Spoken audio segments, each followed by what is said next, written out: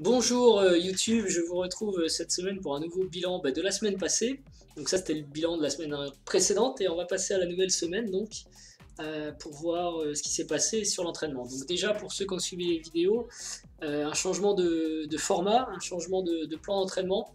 Dans la vidéo précédente sur l'entraînement, j'explique que j'ai identifié de grosses lacunes de calcul me concernant. Et donc j'ai réorienté l'entraînement pour travailler beaucoup moins de théorie et beaucoup plus de calcul, compte tenu de mon niveau aujourd'hui qui flirte, enfin qui tourne autour des 2000. Euh, j'ai vraiment besoin d'abord de passer un cap au niveau du calcul. Je vous remercie cette semaine, j'ai eu beaucoup de retours sur le site, beaucoup de commentaires, donc c'est très agréable et c'est très utile aussi parce que vous me donnez des conseils, vous me donnez votre avis et ça m'aide aussi à réfléchir et à remettre en cause ce que je fais en permanence. La réflexion sur le calcul venait aussi de là, à me dire il y a quand même un super gap et il va vraiment falloir que je travaille. En gros, je pense que sur la partie calcul, la façon dont je procède, avec ces erreurs, ça ressemble plutôt à un balbutiement d'un enfant qui apprendrait à parler. Et il faut que j'arrive à un langage courant. Donc il y a vraiment un gros palier à passer. Et les résultats viendront ensuite. Ce qui est important, c'est bien travailler sur les faiblesses. Donc du coup, bon, j'ai fait une longue vidéo dessus, j'y reviens pas. J'ai réorienté le programme. Et en début de semaine, j'ai effectivement réalisé des choses qui sont dans ce nouveau programme et d'autres qui n'ont pas été réalisées tout simplement parce que le programme n'était pas en place. J'ai dû le mettre en place vers mercredi, je crois. Donc c'est surtout à partir de jeudi que j'ai travaillé sur ce nouveau modèle. J'ai eu le temps de faire tous les exercices qui étaient prévus. Par contre, pour le travail sur les finales, j'ai pas eu le temps. Enfin, je l'ai pas fait parce que j'aurais pu avoir le temps, mais j'ai fait d'autres choses et ça, c'est pas très bien. Et les mises à jour du répertoire, je les avais faites en début de semaine, j'ai pas eu de réajustement à apporter, donc ça va quand même. Alors, vendredi, pareil, j'ai pu travailler aussi sur les exercices, un peu moins par contre, je sais pas si je peux directement mettre remplissage comme ça, je crois pas. Euh, Si, c'est bon, nickel. Un peu moins sur les études, donc j'ai pas travaillé sur les finales. J'ai pu suivre le cours. D'ailleurs, je suis actuellement des cours d'échecs pour essayer de progresser avec un grand maître, parce que c'est pareil, tout seul on n'arrive à rien. Il a aussi identifié le calcul comme un point faible principal. Donc c'est aussi pour ça que parce que j'ai vu des gens qui réagissaient, qui disaient oui mais peut-être que ça va pour ton niveau. De toute façon, je ne vais pas rester à ce niveau-là, donc il faut que je passe un cap, il faut aller plus loin. Et donc un champion confirme lui-même que c'est vraiment le point sur lequel je dois travailler aujourd'hui. Donc j'y vais en plus avec grande confiance, je sais pourquoi je travaille. Le sport, pas de problème, je suis très content d'ailleurs, j'ai réussi à passer de bonnes séances de sport cette semaine, ça c'est une bonne chose. C'est une redite avec au-dessus d'ailleurs, j'ai dit que j'allais l'enlever. Bon, peu importe, je m'embrouille pas tout de suite. J'ai pu travailler aussi sur la tactique blitz, donc j'ai quand même fait quasiment 1 heure à 1 heure et demie depuis mercredi, de, ouais, 1 heure et demie à 2 heures plutôt de résolution de problèmes, qu'il s'agisse de problèmes tactiques de milieu de jeu ou de finale.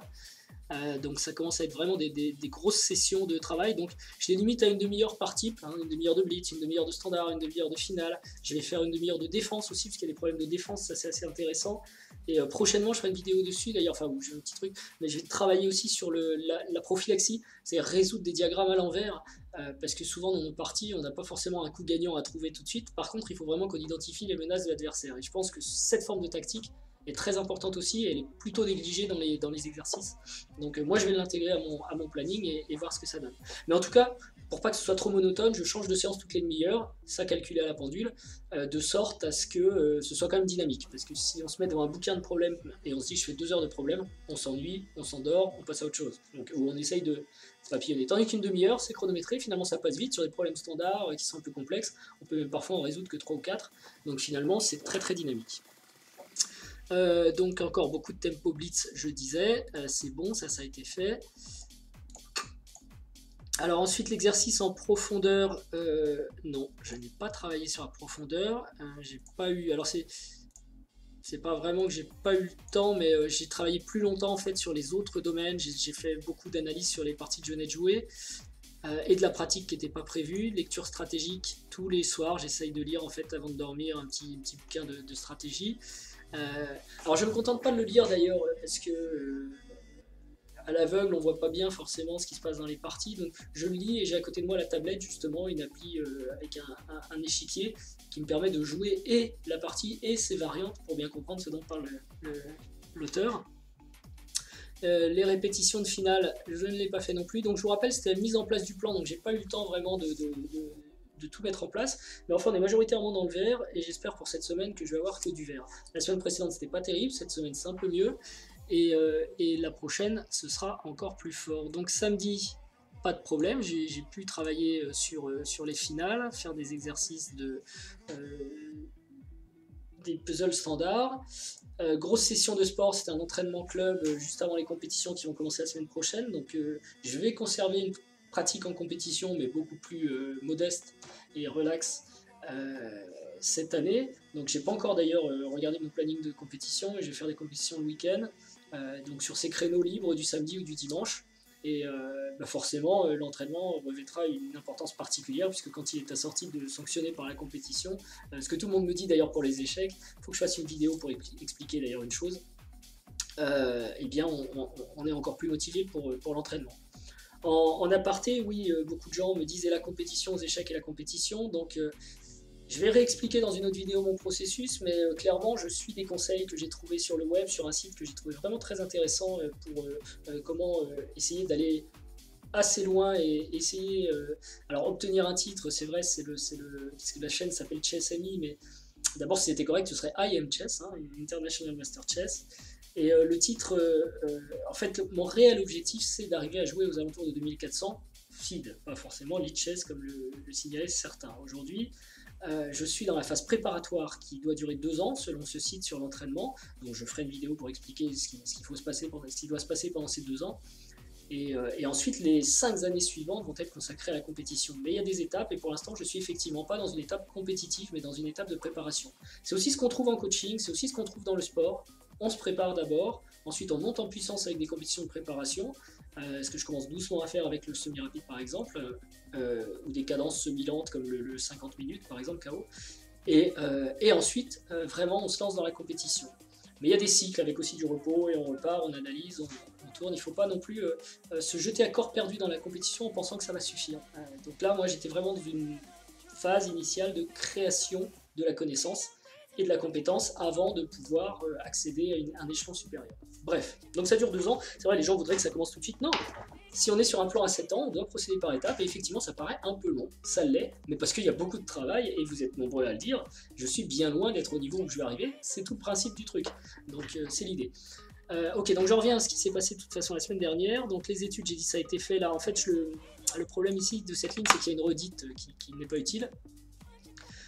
Du Guess the Move, ça j'en ai fait, franchement là aussi je consacre plus de temps au Guess the Move, vous voyez, il y a du Guess the Move une fois par jour, donc ça permet vraiment d'étudier comment les champions travaillent les mêmes ouvertures que moi et atteignent, ou plutôt quand moi je vais jouer les mêmes ouvertures qu'eux, de savoir un petit peu comment ils se débrouillent dans ces ouvertures, et de voir aussi, je vous montrerai l'évaluation du coup que je porte sur ce Guess the Move, parce que je vais avoir beaucoup de parties jouées.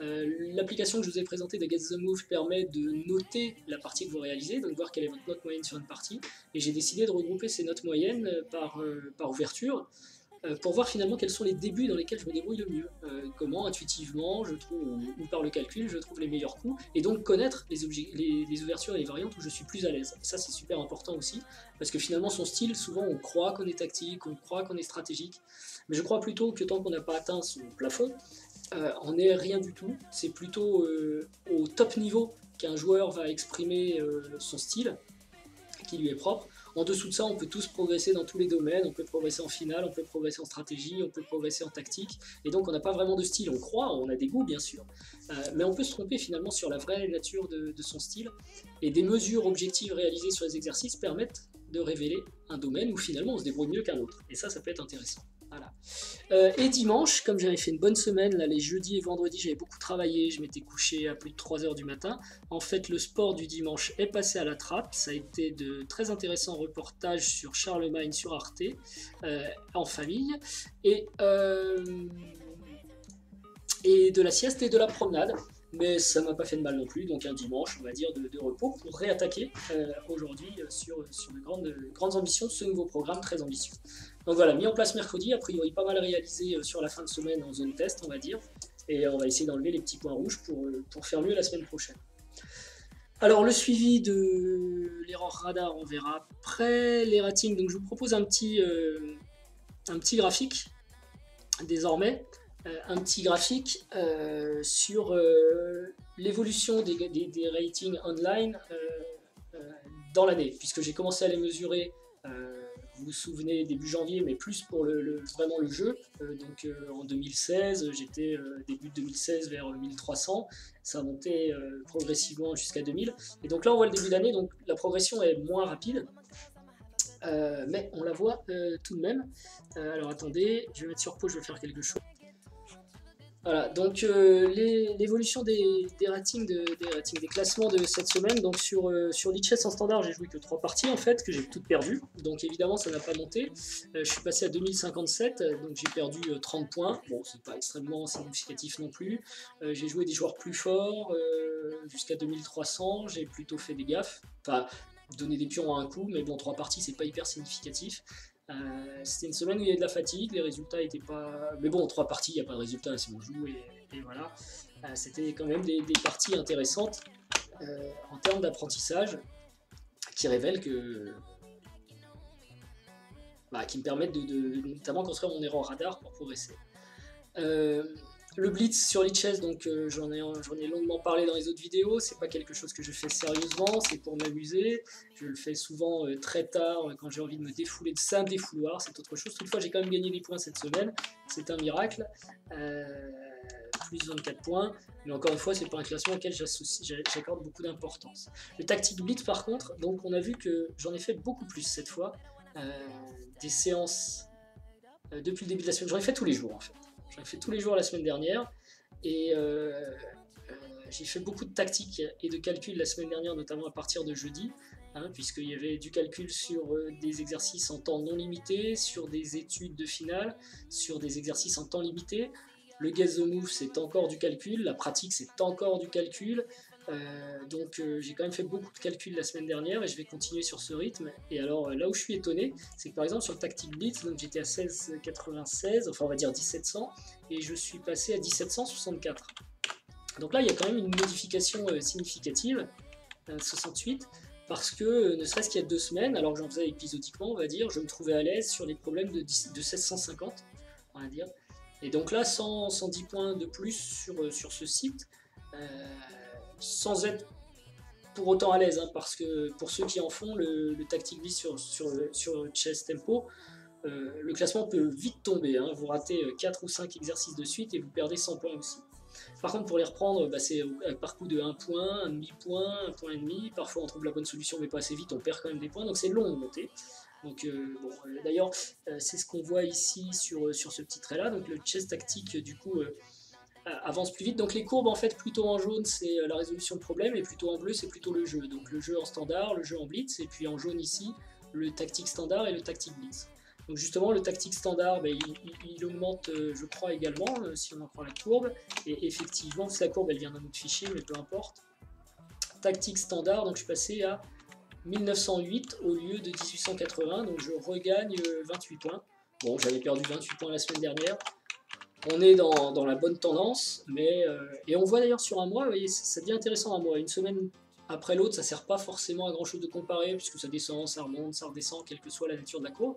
Par contre, sur un mois, on peut quand même observer que globalement, il y a quand même un petit progrès. À part peut-être sur la pratique, mais c'est vrai que là, je ne fais que 3 parties par semaine, donc c'est pas beaucoup quand même, pour observer des différences. Mais là, c'est vrai que ces courbes n'ont pas non plus le même poids. Les tactiques, elles portent, elles, par contre, sur des centaines de diagrammes résolus. Donc ça a beaucoup plus de sens que simplement 3 parties. Et donc on a effectivement un progrès noté, ce qui n'est pas étonnant puisque je travaille beaucoup cette partie. Et depuis 3 jours encore plus. Donc j'avoue que dès les premiers jours, quand on s'habitue, déjà rien que ça, le fait d'en faire en standard et en blitz combiné, ça fait 1 heure d'affilée. On est un peu fatigué à la fin, on rate des choses, mais par contre, on s'habitue à l'interface. D'ailleurs, j'ai modifié 2-3 options d'interface. J'aimais pas du tout les couleurs notamment. et je suis plus à l'aise avec. Et puis bon, bah, on acquiert forcément une petite aisance parce que j'ai quand même la sensation, par exemple, que le tactique standard renvoie des problèmes un petit peu par thème. On a quand même des... C'est censé être au hasard, mais j'ai l'impression qu'on a des séries de 2 ou 3 choses qui se rejoignent parfois. Hein. Dès que je trouve une solution, la solution d'après est souvent à peu près comparable. Ou en allant chercher dans la même direction, on la trouve. Mais ça, j'en sais rien, j'ai pas de théorie là-dessus, et c'est pas sûr du tout. Toujours est-il que dans les deux cas, je suis content parce que le travail, entre guillemets, commence à porter des fruits très vite. Voilà, mais c'est ce qu'on attend toujours, hein. Quand vous faites un focus sur quelque chose, vous avez une période de progression très rapide et puis après ça stagne un peu et il faut à nouveau remettre en cause, essayer de trouver autre chose. Surtout pas redescendre, surtout pas. Voilà, donc ça c'est pour les ratings et j'inaugure un nouveau classement qui n'apparaît pas là parce qu'il n'y a qu'un seul point, c'est ce mois-ci, c'est le Chessking final. Donc j'ai l'appli Chessking sur Android et je résous des finales. Alors je sais qu'il y a aussi un final sur Chess Tempo. Je vais mettre sur pause pour regarder si j'ai un classement, j'en avais fait un autre. Oui, sur Chess Tempo, on trouve aussi un classement final. Alors, je vois que le mien est pour l'instant à 1500 avec 0 problème réalisé. Donc, j'en ai jamais fait en fait. Mais je vais peut-être en faire aussi. Donc, je verrai si je garde le classement Chessking, qui est l'appli que j'utilise dans les transports, ou si j'utilise le classement, si j'apprécie les exercices de Chess Tempo, ce qui permettrait de suivre aussi la progression dans ce domaine. Voilà, c'est forcément bon d'avoir un chiffre, quelle que soit sa valeur réelle, pour suivre sa progression. Donc, eh bien, pour la semaine, c'est plutôt pas mal, des classements plutôt en progrès. Ici, il n'y avait rien avant et je ne sais pas si je vais garder celui-ci, je viens d'en parler. Par contre, bon, bah, pour la pratique, c'est insuffisant. J'ai pas prévu beaucoup de pratique la semaine prochaine non plus. On verra, j'aimerais bien quand même réussir à faire au moins 3 parties. Il n'y en a que 2 prévues en planning, mais si j'arrivais à en faire un peu plus, ce serait pas mal. Vendredi soir, je prévoyais de faire un tournoi, mais je vais pas avoir le temps, donc ce sera... en fait, je vais sûrement basculer la semaine prochaine, la journée de vendredi à samedi, et je ferai un tournoi de semi-rapide, non pas vendredi 27, enfin pardon, en fin de semaine, je sais pas lequel, je crois que ça va être le 3, mais le 10, c'est possible que j'aille faire un tournoi semi-rapide. Voilà, donc il n'y aura pas de compétition cette semaine, contrainte personnelle, hein, j'avais prévu vendredi, mais je ne pourrai pas. Voilà, je crois que j'ai tout dit. Ah non, alors l'erreur radar, évidemment. L'erreur radar. Ce fameux erreur radar sur lequel on m'a posé des questions, où est-ce que tu trouves cet outil, etc. Il faut le faire soi-même. Et il y a une petite vidéo que j'ai faite sur comment analyser vos parties qui présente l'erreur radar. Et je vais aller trouver celui de la semaine. Ok, donc l'erreur radar de la semaine, bon, il n'y a pas grand-chose parce qu'il n'y a pas eu beaucoup de parties jouées. Mais donc je vous rappelle le principe, hein, vous pouvez le faire aussi. Vous analysez toutes vos parties, vous analysez notamment les moments où l'ordinateur, enfin une fois que vous l'avez analysé par vous-même, vous soumettez votre partie à l'ordinateur et vous lui demandez de trouver vos erreurs. Et vous regardez dans quelle situation vous avez fait des erreurs et quelles étaient la nature de cette erreur. Donc ça peut être des erreurs parce que vous avez raté un bon coup pour vous ou un bon coup de l'adversaire, voilà, donc ça c'est déjà une donnée intéressante. Est-ce que vous ratez des choses dans votre jeu, où je parlais de prophylaxie tout à l'heure dans le jeu de l'adversaire. Puis il y a des situations, est-ce que vous étiez en situation inférieure ou supérieure. Là, je vous invite plutôt à vous baser sur votre propre évaluation, puisque c'est une erreur, c'est votre psychologie qui joue. Donc même si l'ordinateur dit par exemple que vous êtes dans une position supérieure, si vous aviez la sensation d'être en défense à ce moment-là et que vous avez fait une erreur, c'est ça qui compte. C'est vous pensiez être en situation défensive et vous êtes trompé. Donc erreur de jugement, erreur de coup. Bref. Donc moi cette semaine, pas grand-chose. Sur les parties jouées, en tout cas, j'ai été qu'une seule fois out of the book, donc le fait de lâcher un peu la bride sur mon répertoire d'ouverture, c'est pas très grave. Je fais des erreurs, alors j'étais content les semaines précédentes, j'allais un petit peu loin, là par contre j'ai recommencé à faire des erreurs en un coup et demi en moyenne, donc c'est pas terrible, on est plus proche de la gaffe en un coup qu'autre chose. Dans des positions somme toute équilibrées, en vrai c'est pas forcément des attaques ou des défenses, enfin quoique, un petit peu en défense, et rater des coups adverses. Voilà, donc je suis en situation de défense, je vois pas bien loin et je rate un coup adverse. En général, on l'a vu d'ailleurs, c'est un pion donné en H7 ou enfin bon, peu importe, un pion donné, alors que je suis sur une position légèrement défensive. Ok, donc est-ce que j'ai des focus de la semaine particuliers? Je l'ai dit, le calcul, donc ça c'est clair. Donc ce que je vais essayer de faire la semaine prochaine, c'est si je dois rater des séances, en aucun cas ce sera des séances de calcul. Donc ne manquez aucune séance de calcul. Ça, ce sera pour la semaine prochaine. Voilà. Sur ce, je vous remercie pour ce bilan de la semaine et je vous retrouve la semaine prochaine pour le bilan de la semaine suivante qui sera certainement très fourni en termes d'exercice. Et je suis curieux de voir comment ces statistiques de calcul vont progresser. Est-ce que je vais saturer, fatiguer ou continuer à progresser? Et bien la suite au prochain numéro. Je vous remercie. Au revoir.